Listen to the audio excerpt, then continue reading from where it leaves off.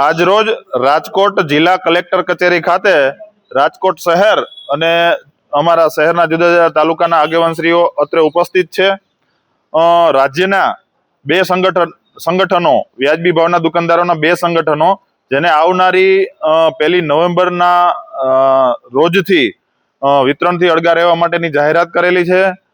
ખાસ કરીને અમારા જે વર્ષોથી પડતર પ્રશ્નો છે એમાં ખાસ અમારો પોષણ કમિશનનો જે પ્રશ્ન છે એ સિવાય બીજા 20 મુદ્દા લઈ અને અમે અહીંયા એકઠા થયા છીએ। આજે સમગ્ર રાજ્યની અંદર તાલુકા અને જિલ્લા કક્ષાએ અમારા વેપારી ભાઈઓ, તાલુકા અને જિલ્લા કક્ષાના સંગઠનો, જિલ્લા પુરવઠા અધિકારી શ્રી અને મામલતદાર શ્રીને આવેદન આપવાના છે।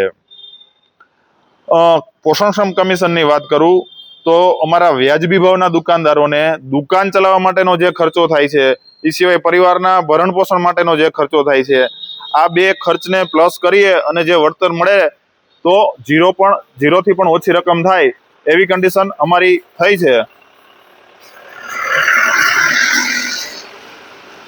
ત્યારે વર્ગ 4 ની જે પાયરી છે એ કર્મચારીઓ જેટલું વળતર મેળવે છે એટલું શકતા નથી।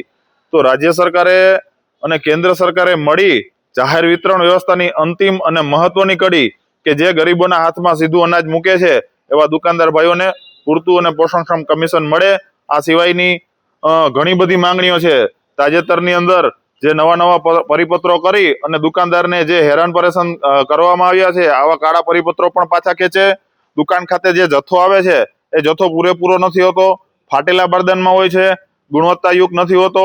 આવા બધા જે પ્રશ્નો છે ડબલ ફિગર પ્રિન્ટ લઈ અને સર્વર ઉપર કારણ વગરનું બર્ડન ઊભું કરવામાં આવે છે। ગ્રાહકો અને દુકાનદારોએ પારાવાર મુશ્કેલીઓ આના માટે ભોગવવી પડે છે। ત્યારે આવા જે નકામા જે તગલકી નિર્ણયો છે, નકામા નિર્ણયો છે કે જેનાથી દુકાનદારોનું શોષણ થાય છે અને રેશન કાર્ડ ધારકો પણ પારાવાર મુશ્કેલી ભોગવે છે આવા બધા પરિપત્રો પણ રદ થાય અને દુકાનદારોનો અવાજ સાંભળવામાં આવે। ખાસ કરીને અમારા દુકાનદારો હારે જે આર્થિક, શારીરિક અને માનસિક બધા પ્રકારનું શોષણ કરવામાં આવે છે। કોઈ પણ સરકારી કામગીરી હોય તો કોઈ પણ હુકમ વગર, કોઈ પણ વળતર આપ્યા વગર અને ખૂબ જ દમન કરી અને આવી કામગીરીઓ કરવામાં આવે છે। ત્યારે વારંવાર દુકાનદાર પીસાતો હોય છે તો સરકારી કોઈ અલગ કામગીરી આપે તો એનો હુકમ થાય, એનું વળતર મળે એવી પણ અમારી માગણી છે। આમ જુદા જુદા અમે 20 મુદ્દાઓ લઈ અને અમે 1 નવેમ્બરથી હડતાલમાં જવાના છે। જ્યાં સુધી અમારી આ જે સમસ્યાઓ છે એ સમસ્યાનું નિરાકરણ નહીં આવે ત્યાં સુધી રાજ્યનો એક પણ દુકાનદાર ભાઈ દુકાન ખોલશે નહીં અને ગરીબ અને જરૂરિયાતમંદ જો જથ્થાથી વંચિત રહેશે તો એની જવાબદારી સરકારશ્રીની રહેશે।